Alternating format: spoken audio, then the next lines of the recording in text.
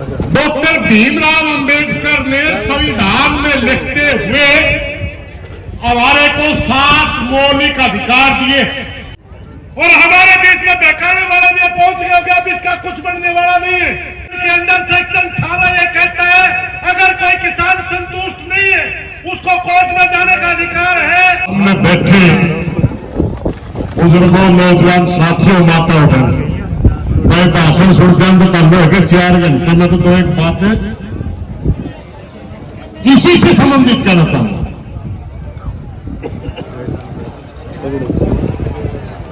Doctor Bhimrao Ambedkar ने संविधान में लिखते हुए हमारे को 7 मौलिक अधिकार दिए जिसके अंदर न्याय पाने का अधिकार मूल अधिकारों में शामिल है, जिसको तोड़ा मरोड़ा नहीं जा सकता, जिसको बदला नहीं जा सकता। और भूमि अधिग्रहण के कानून के अनुसार सेक्शन 18 हमें कोर्ट में जाने का अधिकार देता है। उसके बावजूद हमारे को बाबा साहब अम्बेडकर ने संविधान में अधिकार दिया।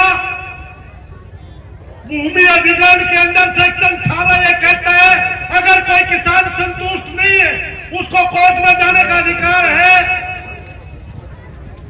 फिर ये काला एग्रीमेंट क्यों? सवाल ये बढ़ता है, जब हिंदुस्तान की किसी भी आईएनटी के अंदर कहीं पर भी वन टाइम सेटलमेंट का एग्रीमेंट नहीं है, तो मेवात के अंदर इसी आईएनटी में एग्रीमेंट क्यों?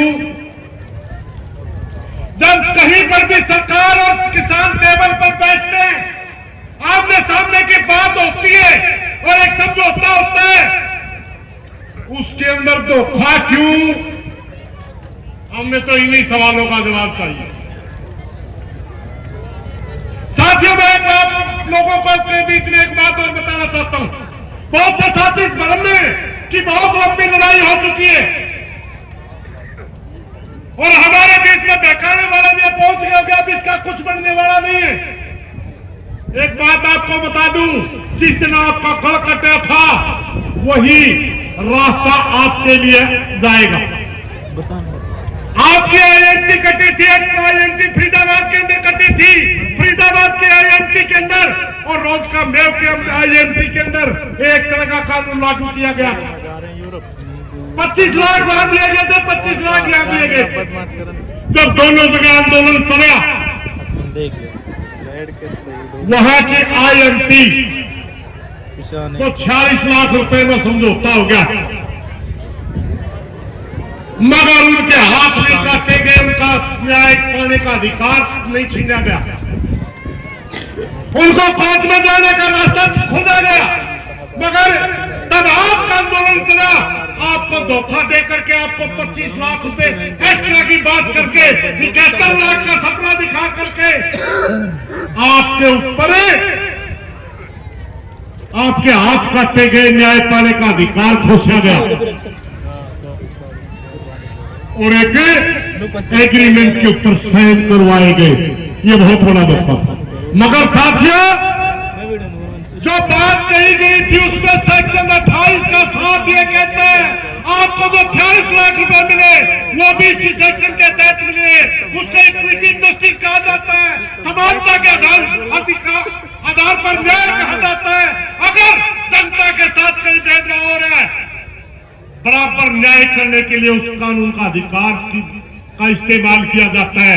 46 लाख रुपए वहीं से मिले और उसी कानून के तहत जब 95 लाख में इसी आईएनटी में भूमि अधिग्रहण हुआ और वो कोर्ट में गए, 2.25 करोड़ रुपए ले चुके, तो उसी एक्ट के तहत समानता के न्याय पाने के अधिकार के तहत, समानता के न्याय के तहत आपको भी वो पैसे लेने का अधिकार है।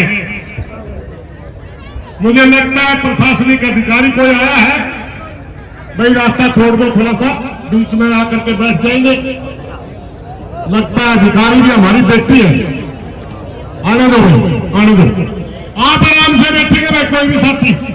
मेरी प्रार्थना बैठ जाइए आप सारे, मैंने खड़े तो सुहाया नहीं कर देता, मैंने बोलता हूँ खड़े, सारे साथी बैठ जाओ भाई, सारे साथी बैठ जाओगे, बैठ जाएंगे।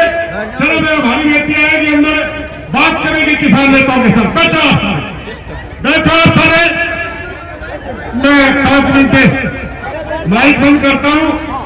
हाँ, आप बैठाइए, बाद में 1-2 बात की और कह दिया डीसी से बात कर लो भाई। और जिस टेबल के ऊपर ये मुद्दा हल होना है, ये सरकार के सतर पे होगा। और न तो उस टेबल के का रास्ता चाहिए, छोटा आश्वासन नहीं।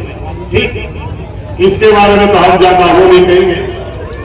मैं साथियों को एक बात आपके बीच में कर रहा था, शायद वो वहां तो हम नहीं जा पाएंगे फिलहाल। एक बात मैं कर रहा था कि न्याय पाने का अधिकार हिंदुस्तान के हर नागरिक को है, समानता का अधिकार हिंदुस्तान के हर नागरिक को है, मगर मेवात के साथ भेदभाव क्यों किया जा रहा है? ये सरकार के लोग इस बात को सुन लें, ये भारतीय जनता पार्टी के लोग इस बात को ध्यान में रखें।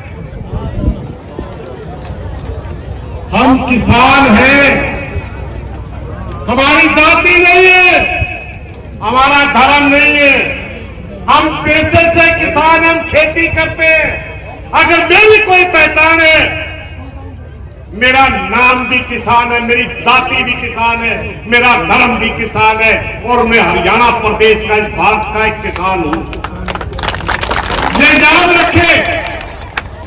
अगर किसी साथी ने जाति और धर्म में बात करके दूसरे चश्मे से हमारे मेवात के साथियों को देखना चाहा, हमारे मेवात को दबाना चाहा, हमारे मेवात को जलील करना चाहा, हमारे मेवात को अलग तरीके से, अलग नजर से देख करके हिंदुस्तान के नागरिकों के बराबर के अधिकार में देते हुए भेदभाव किया, याद रखा जाएगा मेरे भाइयों, याद रखा जाएगा। समय सबका आता है।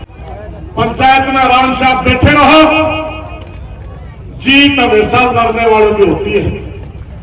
जीतता भी वही है जो मैदान में कपड़े निकाल करके कबड्डी खेलता है, हारता भी वही है जो कबड्डी खेलता है। और जो वह खेलता है नहीं, किनारे बैठ के नहीं दिखा, कौन सा जीतेगा? वो ना कभी हारते ना जीतते।